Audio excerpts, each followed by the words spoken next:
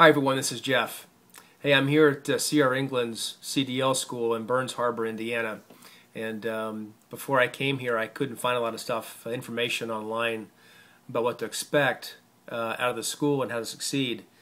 There's a lot of crap information out there. There's a lot of negative stuff about every company I looked into. And I did a lot of research before I got here, before I chose CR England. I want to just give you a disclaimer up front. I'm not saying you guys should come here, the school. There's a lot of schools out there. I'm sure the way to succeed in each of those schools is pretty similar. So whether you're going to CR England or you choose Swift, or whoever you choose, whatever school you choose, or your local college has CDL programs. I think what I've learned in the last say 2 weeks about what getting a CDL is all about, I'm going to share with you. I'll show you my experience, share with you my experience, and I'm going to tell you what I think. But by no means is this gospel. It's just my experience and what I've learned.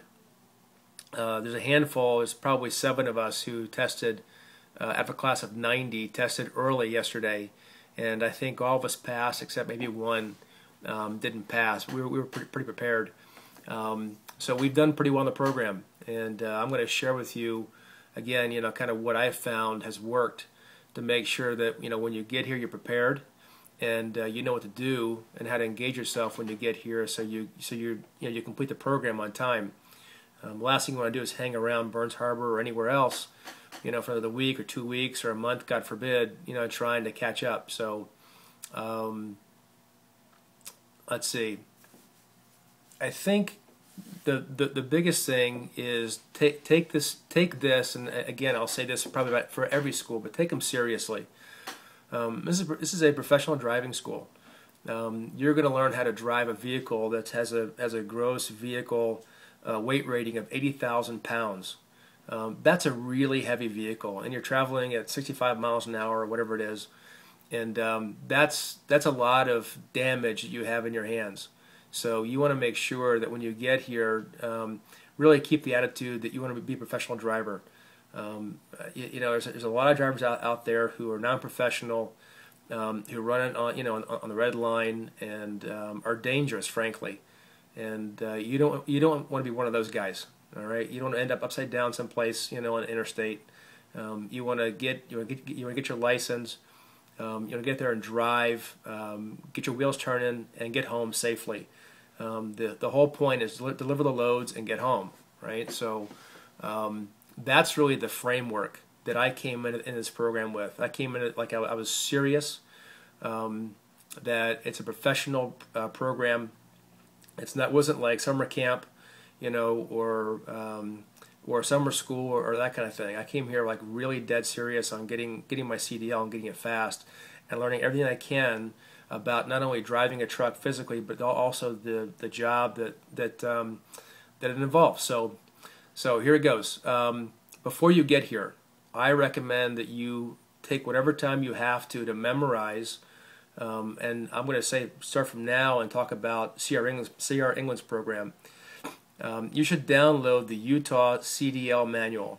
And I say Utah because Utah is the home state of CR England. I'm in Indiana, and frankly, the Indiana CDL manual is very similar to Utah's.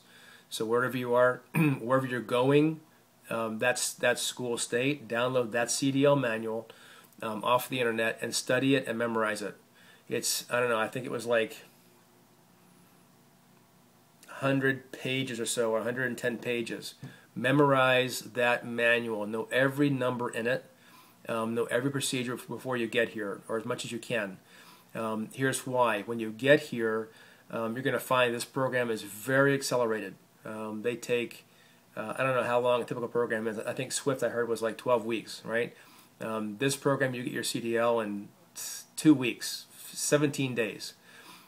So if you're not serious and you get here and you're not prepared, you're just behind the curve from day one. So you don't want to be that person struggling to catch up. When you get to the school, I recommend you find another student, either when you check into the hotel, or in your first day of class, look around, see if you can figure out who's serious, who's sharp, who's serious, and who is dedicated like you are, and partner with them. And what you want to do, if at all possible, is you want to get you want to room with them. This is some of the things I'm going to talk about are really your right. You're paying your money to come here to school, and if you've got a roommate who is just not hacking it, right, is noisy or disruptive or not studying, not serious, you find another roommate, and you find somebody who's going to challenge you and make sure that you're going to produce and study the way you know you should. So that's the first thing. The second thing is you want to work with that roommate, and you want to use every spare minute you have. The time before class, during class, after class. Frankly, the first 3 days or so were pretty much a hurry up and wait. It's disorganized. There's a lot of people that has to get through. There's a lot of processing. So in other words, you've got 80 people now standing in line to pay their admin fees, right? Or filling out forms, or that kind of thing. Don't be standing there twiddling your thumbs. I mean, grab your CDL manual. You're standing in line. That's 20 minutes. That you got. That's free. You should use it. Use every spare minute you have to study your manuals. Not only the CDL manual, but there's your first test is going to be a combination, general knowledge, air brakes, the state's traffic laws. At least for Indiana, that was 4 tests we took to get our permit. Each one of those tests, I mean, you could, I don't know how they weren't that long, but the manuals for them were pretty thick. So you got to make sure that you're using your time wisely. I wouldn't come here planning on hanging in bed and watching TV. My study partner and I, we averaged about 4 hours of sleep a night. We were studying till midnight.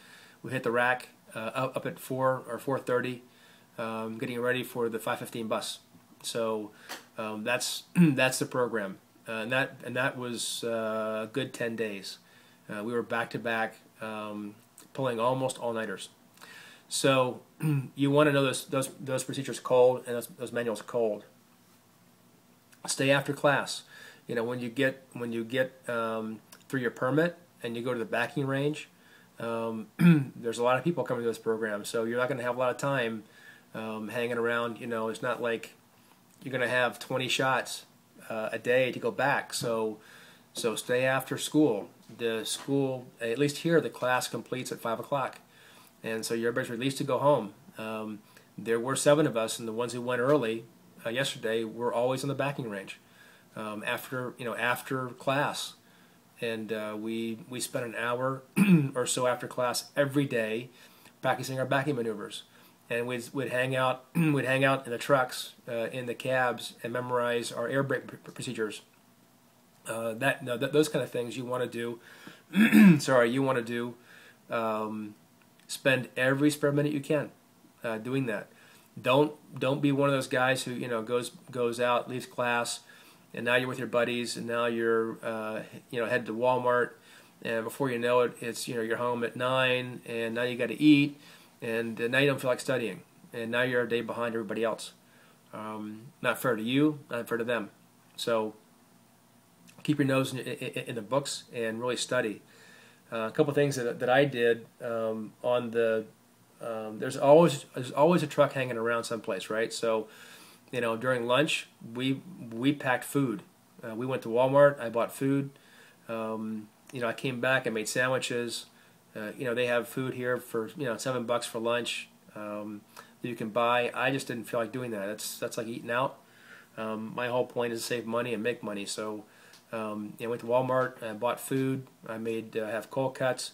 By the way, I'll show you in a few minutes when I give you a tour of the hotel room here how I keep food cold in the hotel room. There isn't, at least in this hotel in Burns Harbor, Indiana, there are no refrigerators or microwaves in the room. So you got to be kind of ingenious, or inventive on how you save money.